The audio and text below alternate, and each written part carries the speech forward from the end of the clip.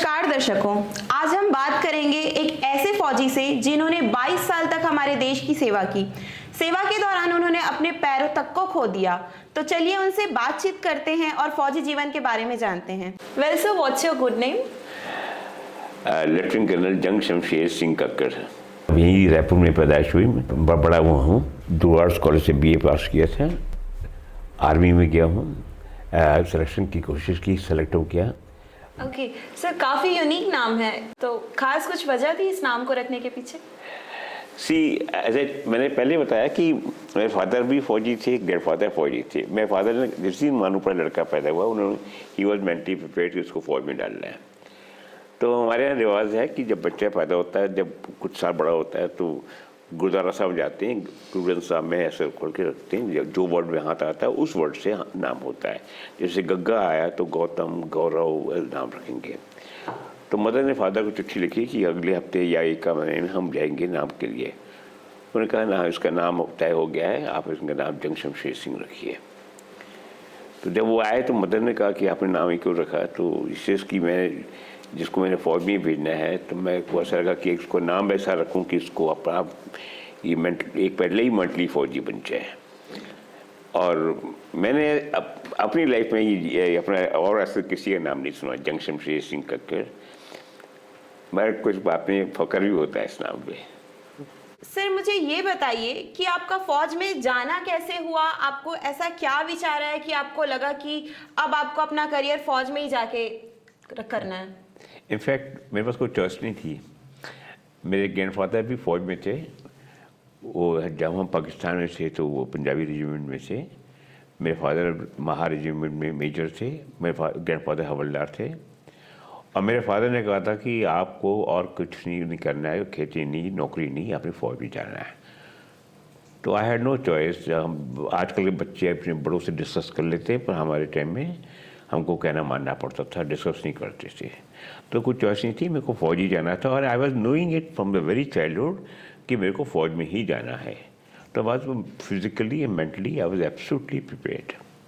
Generally देखा जाता है कि हमारे देश में मम्मियाँ खास करके बच्चों को रोकती है फौज में ना जाने से, बट आपके फैमिली में उल्टा था। आप बता रहे हैं कि आपको पहले से ही वैसा प्रिपेयर किया गया था आपको कि फौज में ही जाना है। और मैं अकेला बेटे लड़का था।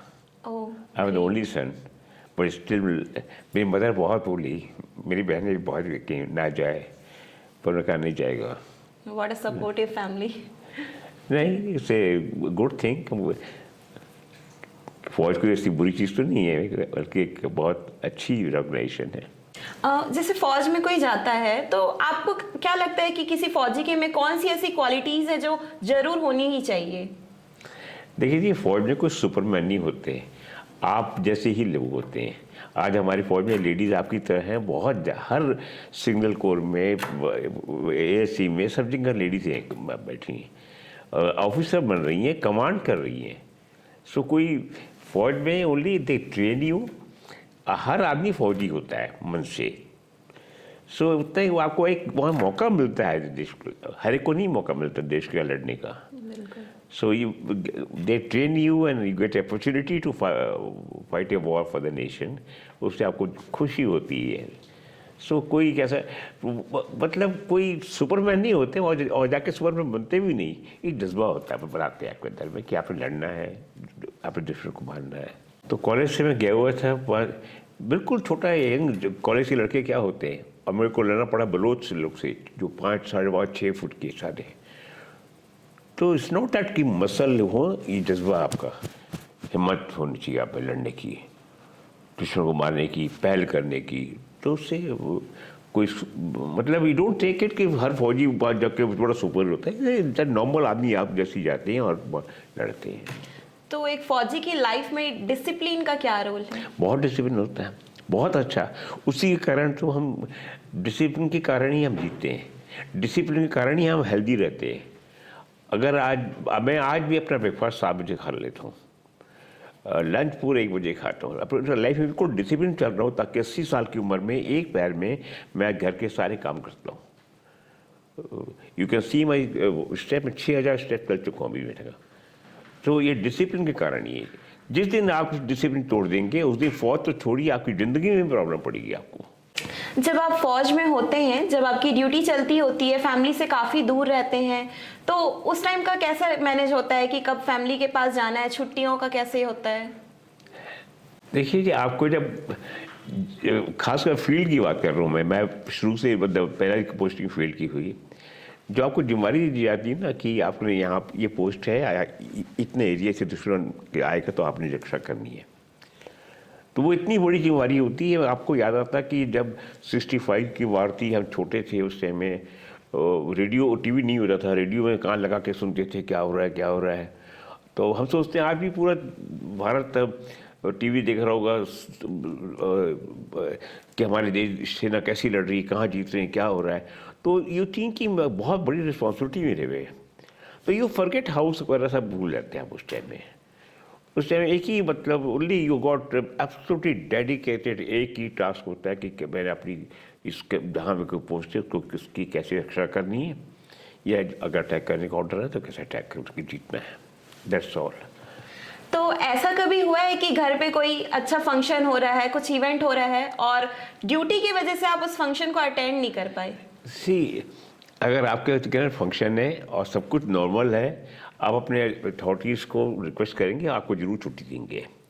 पर अगर सब कुछ नॉर्मल नहीं है, देश को आपकी ज़रूरत है, तो ऐसे हालात में आप शायद रिक्वेस्ट भी नहीं करेंगे, और करेंगे तो उसको माना भी नहीं जाएगा। सो अगर नॉर्मल है then of course any time कोई घर में फंक्शन है, you just tell them sir मेरे घर में सिस्टर की मैरिज है, they will give you leave, they will give you all the help also. But जब देश में अलर्ट हो, जब आपकी ज़रूरत है, आपको ज़िंदगी भर ट्रेनिंग दी है, ज़िंदगी भर खाना खिलाया, तनख्वाह दी है, लड़ने के लिए दी है ना, और जब उसका टाइम आया तो आप घर का सोचिए मेरी शादी में जाना है, तो ये तो आप भी इररिस्पॉन्सिबल आदमी है फिर। सर ये तो बात हुई फंक्शंस की, अगर अनफॉर्चुनेटली घर पे भी कोई दुख का काम है और वही जाना पड़ जाए, अगर नॉर्मल है वातावरण में, युद्ध नहीं चल रहा है, इमरजेंसी नहीं है, तो आप जरूर जाएंगे, आपको हेल्प भी करेंगे वो। पर जब देश की आपको ज़रूरत है तो आप खुद भी नहीं मांगेंगे और जाएंगे भी नहीं। सर जब पहली बार आपने एक आर्मी मैन, फौजी की जब यूनिफॉर्म पहनी, उस टाइम आपका कैसा एक्सपीरियंस कैसा था? मैं तो जिंदगी भर यूनिफॉर्म देखता रहा, दादा को भी देखा, फादर को भी देखा। नहीं, जब खुद आपने पहना तब कैसा लगा? कोई खास चीज़ नहीं थी, शुरू से ही था कि फौजी बनूंगा। आश्चर्य तब होता कि अचानक ही चले गए फौज में और अफसर बन गए। सो हम तो कई सालों से प्रिपेयर थे इस चीज़ के लिए। तो मतलब पापा जी और दादाजी का यूनिफॉर्म कभी आपने ट्राई किया? मेरे इतना जरूरी कि मेरी मदर को कभी अच्छा नहीं लगता था कि फौज में रह हो जाऊँ मैं केयर लड़का था घर का। And in fact I tell you fact, जब मेरे को चोट लगी थी लड़ाई में, तो घर में टेलीग्राम आती है कि your son has been wounded in the battle field करके। तो मेरी बहनें या मेरी मदर रोने लगी कि कैसे, कहाँ चोट लगी होगी, कितनी चोट लगी, क्या हुआ। पर मेरे फादर ने एक वर्ड नहीं रोए और उन्हें ये बोला कि जिंदा है, बहुत इससे। सो इन फैक्ट कि फैमिली को भी, जब आपका कोई सोल्जर जाता है अपनी कंट्री के लिए, तो फैमिली की भी कुछ रिस्पॉन्सिबिलिटी बनती है कि उसको वो गाना है ना, खत आते हैं रोज, कब आओगे कब आओगे। सर वो कौन सा वक्त था जब आपने अपने पैरों को गंवाया, उसके बारे में बताइए कुछ। इसी हमारे बिल्कुल बॉर्डर पे एक छोटी सी एक पहाड़ी थी जिसपे अनमैन थी वो, ना हम थे ना पाकिस्तानी थे, बिल्कुल बॉर्डर पे थी। रात को पाकिस्तानी आके कैप्चर कर लिए। तो मैं कमांडो प्लेटून कमांडर था, मुझको टास्क मिला कि आप इसको दुश्मन से वापस लीजिए। तो वो ऊपर बैठे, हम नीचे बैठे हैं, तो टास्क मुश्किल था। तो हम रात के करीब 12:30-1 बजे एक नाले से चढ़े, और नाले में क्या होता है कि पानी बहता है तो जो दरख्त होते हैं, झाड़ होते हैं, उनकी जड़ें बाहर ऐसे निकलती रहती हैं। तो उनकी जड़ों को पकड़ के गया, तो अचानक ही गया और हमने शुरू की फायरिंग। वो भागे, तो हमने देखा जब पोस्ट मिल गई तो जवानी थी, हम कहे चलो पीछे दौड़ो मारो चालू करते हो। तो हम पीछे भागे और मेरा पैर माइंड में आ गया। मतलब जीतने के बाद में मेरा सब कुछ हो गया। सो फिर मैं सिख पलटन का था, तो आज सारे 100% सिख होते हैं। तो मेरे जवान ने पगड़ी खोली और कस के बांधा कि खून ना बह जाएगा, और किसी तरह से जहाँ पर स्टिचर बेरर करीब आधा मील दूर था वहाँ तक लाए, वहाँ से स्टिचर में रखा, फिर पहाड़ों से नीचे तक ले गए। सो पैर कहाँ खोया, अभी भी पैर है, चल रहा हूँ फिर रहा हूँ। सी I never considered myself as disabled. I always considered myself only an amputee, कि एक मैं अपंग हूँ पर असहाय नहीं हूँ, हर काम कर सकता हूँ। आपका सबसे प्राउडेस्ट मोमेंट कौन सा था? देखिए, मैं पूरी सर्विस एक पैर में की है, और जब मेजर तक तो सब पहुँच जाते हैं, second lieutenant, captain, major, it is time scale promotions. एक समय के अंदर में आपको ये प्रमोशन मिल जाएंगे, पर मेजर टू लेफ्टिनेंट कर्नल एक सिलेक्शन ग्रेड होता है और बहुत टफ होता है। जो पर लेफ्टिनेंट कर्नल बन गया तो वो बाद में ब्रिगेडियर जनरल तक चांस रहते हैं उसके। सो मैं एज ए पूरी लाइफ नौकरी की एक पैर पे, और जब मेजर से लेफ्टिनेंट कर्नल का सिलेक्शन हुआ तो मैंने कई एबल बॉडी को, जिनके हाथ पर साबुत थे, उनको भी सुपरसीड करके मैं आगे बढ़ा था। वहाँ मुझे बहुत एक प्राउड फील हुआ, अपने आप पे एक विश्वास और गर्व महसूस हुआ। अगर जैसे कि कभी अचानक से कोई अटैक हो जाता है जिसके लिए हम प्री प्लान नहीं थे, ऑन द स्पॉट डिसीजन लेना होता है, तो उस वक्त की क्या साइकोलॉजी रहती है? सी साइकोलॉजी यही होती है कि दुश्मन को मारना है, चाहे कैसे भी, जब भी अटैक हो, और प्री प्लान हो, उसको आप बोल रहे हैं वो एम्बुश होता है। एम्बुश क्या होता है कि दुश्मन को मालूम पड़ता है कि ये हम इस रास्ते से जा रहे हैं, वो पहले से अपने आप को छिपके, कुछ झाड़ों के ऊपर में, कुछ बुश के पीछे छिपके रहता है, जैसे हम बीच में से होते हैं वो अटैक कर देता है। जो आप कह रहे हैं उसको एम्बुश होता है। तो एम्बुश में अगर आप वो वहाँ पर घबरा गए तो आप मर जाएंगे। एम्बुश में है कि आप इसलिए अपनी ऑटोमेटिक गन जितनी निकालिए और अंधाधुंध जहाँ से फायरिंग आ रही है फायरिंग करिए, दौड़ के मारिए उनको, क्योंकि लड़ाई एक ऐसी गेम है कि तू मेरे को मार, नहीं तो मैं तेरे को मार दूंगा, करो या मरो। सरकार ने जो अग्निवीर योजना चालू की थी उसके बारे में आपका क्या ख्याल है? अग्निवीर बहुत अच्छा स्टेप है, ये बहुत पहले लेना चाहिए था। भारत की आज 60% पॉपुलेशन बिलो 50 है, ऐसा किसी देश में नहीं है। चाइना की आर्मी, चाइना का किसी बात से डरता है हमारे से, तो उसकी आर्मी बूढ़ी हो रही है, हमारी आर्मी जवान है। और जवानी में जो मैंने वॉर देखा है, सिर्फ यंग सोल्जर जो आते हैं, नए नए रिक्रूटमेंट आते हैं, वो उनका जोश, और जो सीनियर होते हैं, जो हवलदार, मेजर, सूबेदार रहते हैं, उनका जोश, जो हम सेकेंड लेफ्टिनेंट का जोश, और जो मेजर कर्नल उनका जोश, इसमें ज़मीन आसमान का अंतर होता है।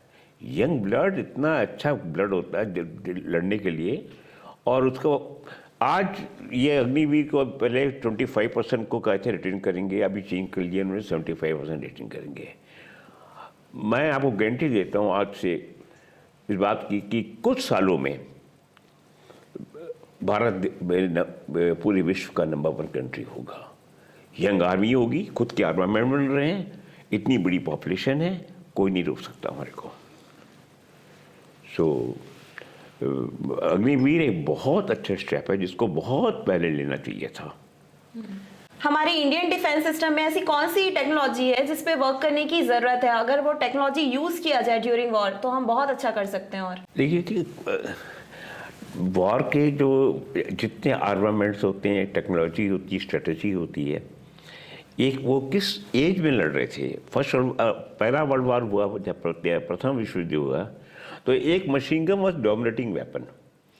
जहाँ मशीन गन है वहाँ पर जाना बहुत मुश्किल होता था। सेकेंड वर्ल्ड वॉर हुआ तो एयरफोर्स का आए, वो बहुत डोमिनेटिंग हो गए। अभी का जो वॉर है ये साइबर वॉर है, साइकोलॉजिकल वॉर है। अभी तो दुश्मन को आपको देखने की भी जरूरत नहीं है। देखिए ना आप, या अपने ऑपरेशन सिंदूर में हमने दुश्मन को देखा भी नहीं है, उनके पूरे एयरबेस बर्बाद कर दी है। तो अभी का वॉर एक बहुत अच्छी टेक्नोलॉजी है, और you should be happy to know कि हम उस टेक्नोलॉजी को बहुत अच्छी तरह से पकड़ रहे हैं, विश्व के साथ चल रहे हैं। आज हर टेक्नोलॉजी में हम तीसरे या चौथे नंबर पे हैं। और जैसे हम जब आज से 12-13 साल पहले, 15 साल पहले पाकिस्तान को आंख दिखाता था। हाँ, अमेरिका को बोलते थे कि आप पाकिस्तान को मना करो। आज हम चाइना को आंखें दिखाते हैं। डोकलाम में हम खड़े हो गए, करे जो करना है, रोड नहीं बनेगी।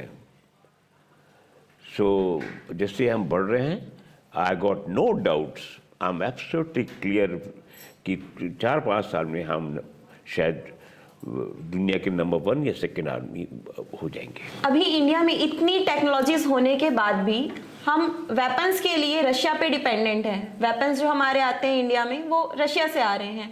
तो हम कब तक उस मुकाम पे पहुंचेंगे कि हमें खरीदना ना पड़े, हम खुद ही वो सारी चीजें बना लें? आप ऐसा बोल रहे हैं कि सब कुछ हम रशिया से ले रहे हैं।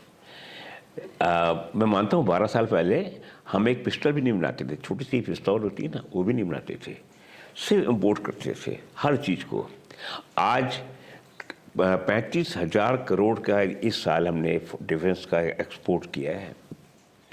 और रशिया से हमने कुछ एयर डिफेंस की S-400 है ना, कुछ वो लिए हैं, हेलीकॉप्टर में कोलैबोरेशन हो रहा है।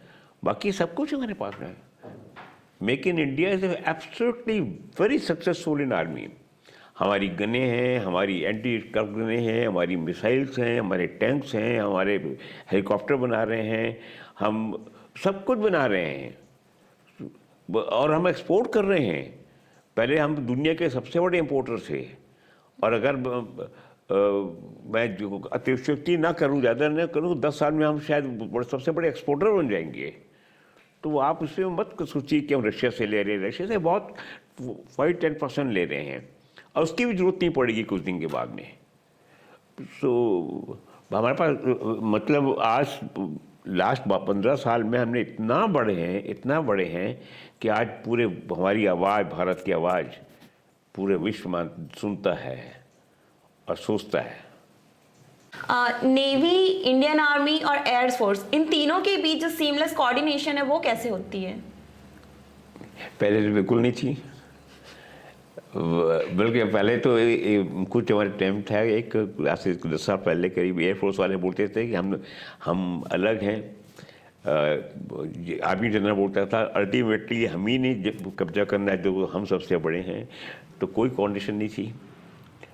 पर अभी ऑपरेशन सिंदूर में Indian army, navy, air force, ISRO, draw सबका कोऑर्डिनेशन हुआ और उसी के कोऑर्डिनेशन के कारण ही सिर्फ 35 मिनट में पूरे उनके जिहादियों के बंकर ख़त्म कर दिए।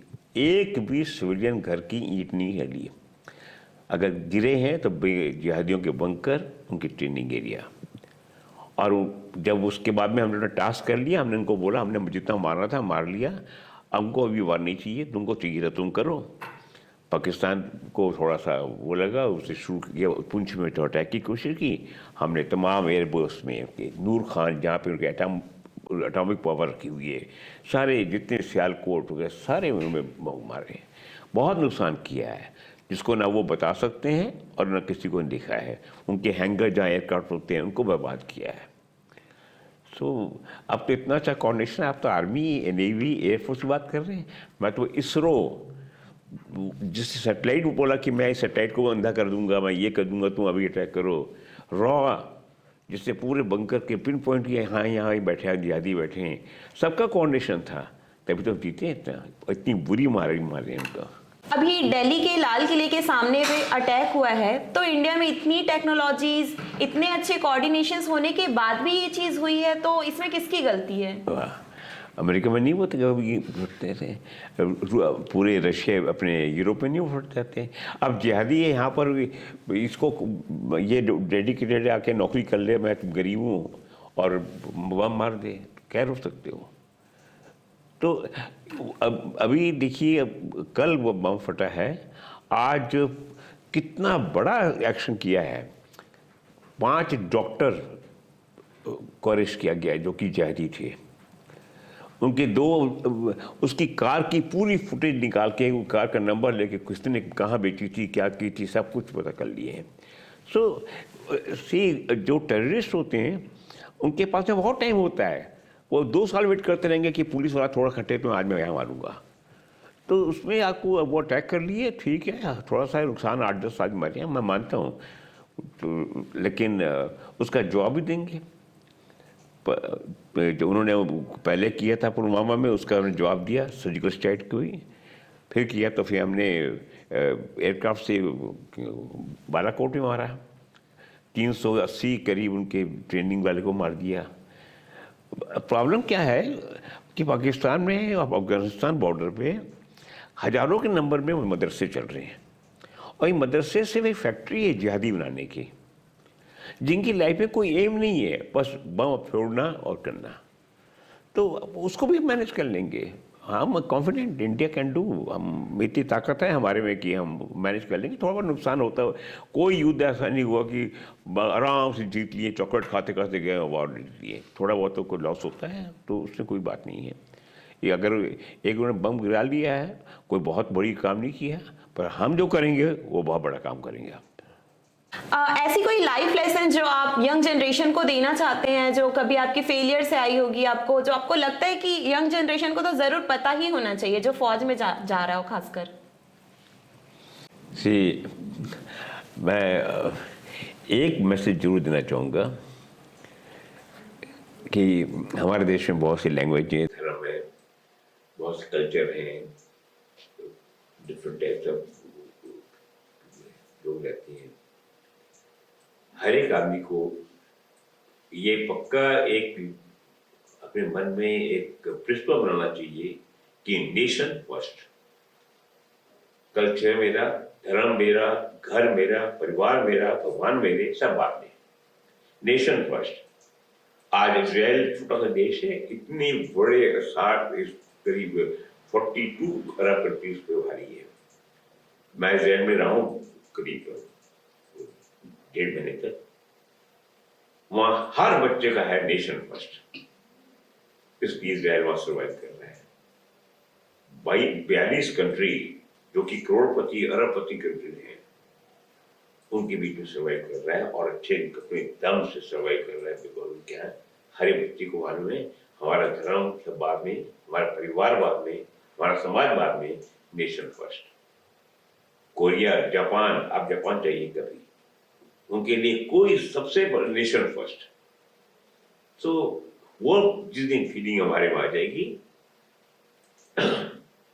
आई थिंक हम और ज्यादा स्ट्रॉन्ग होंगे। अभी आपने जो बात कही नेशन फर्स्ट, ये बच्चे से लेके बूढ़े तक के मन में होना चाहिए, ठीक है? तो इस चीज को अप्लाई करने के लिए बचपन से ही शुरुआत करनी पड़ेगी किसी में, अगर ये चीज को डेवलप करना है, ये सोच को। तो ऐसा कोई सा रूटीन है जो आप चाहेंगे कि स्कूल से ही ये चीजें चालू हो जाए? एक तो हमारा सिस्टम, जो एजुकेशन सिस्टम को बदलना चाहिए। हमारी पूरी इतिहास अंग्रेज, ब्रिटिश पीरियड और मुगल पीरियड में सीमित है, जबकि हमारे इतिहास में मौर्य पीरियड, चोला पीरियड, गुप्ता पीरियड, ये पीरियड कम से कम 15-20 डायनेस्टीज हैं जिन्होंने 500-500 साल राज किया है, और इतने सुंदर राज किया है, इतने अच्छे किले बनाए हैं, मंदिर बनाए हैं, ये किया है, पर वो सब गायब है। सिर्फ तो पहले तो ये कि हिस्ट्री चेंज करनी पड़ेगी। भारत जब से इतिहास शुरू हुआ से लेके और 17वीं शताब्दी तक, 18वीं शताब्दी तक दुनिया की 25% जीडीपी हमारे पास थी। हम इतनी रिच कंट्री थी। अगर आप लॉर्ड मैकॉले का स्टेटमेंट पढ़ो तो जब इंडिया पहली बार आया तो उसके ये ऑन रिकॉर्ड है कि कितना अच्छा नेशन है, कितने लोग, कोई भिखारी नहीं है, सब कितना पैसा है इस कंट्री में, बताइए। लॉर्ड मैकॉले का स्टेटमेंट है। तो हमको बताना चाहिए पहले तो अपनी नेक्स्ट जनरेशन को कि हम कितने ऊंचे थे। हम एक सेंटेंस बोलते हैं कि अब सोने की चिड़िया थी, बस वो डरते। अब बच्चे सोचते हैं कि क्या सोने की चिड़िया क्या होती है, कोई पता नहीं चलता। We have to prove firstly. Secondly, हमने जितनी भी जगह है जहाँ देशभक्ति की, जैसे मैं अभी गया था प्रयागराज, अभी पिछले हफ्ते की बात है, वहाँ पे एक गार्डन है जिसमें चंद्रशेखर आजाद को गोली मारी थी।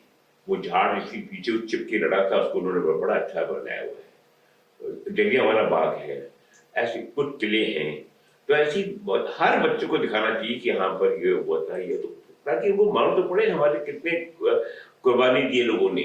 आज हम इसे भी इतना करते हैं कि एक गांधी जी ने चरखे से वो कराई, जबकि लॉर्ड इटली जो इंग्लैंड का प्राइम मिनिस्टर था, उसे क्या आजादी दी बिकॉज नेवी का विद्रोह हुआ था और सुभाष चंद्र बोस के ने जो आर्मी खड़ी की थी उसे डर के हमने आजादी दी है। तो हमको सबको पता है, जब तक यंग जनरेशन को अपनी हिस्ट्री में नहीं मालूम पड़ेगी तो उन्हें वो फीलिंग शायद मतलब कम आएगी। एक तो वो हो, पाठ्यक्रम चेंज करिए, हर जगह मोटिवेशन हो, सेमिनार्स हो, लेक्चर्स हो। अब जैसे पिक्चर है, पहले से हीरो हीरोइन गाते थे, अब कितनी सी पिक्चर आ रही है, ये ताजमहल, बंगाल फाइल, कश्मीर फाइल, ये हिस्ट्री बता रही है। इसके पहले कभी आपने सोचा था कि वो सब बता सकता है? पहले नहीं था कुछ भी। तो वो अब रिवाइव हो रहा है, but ultimately we had to bring this feeling in our all citizens nation first. Ultimately ये हमारा अल्टीमेट गोल होना चाहिए।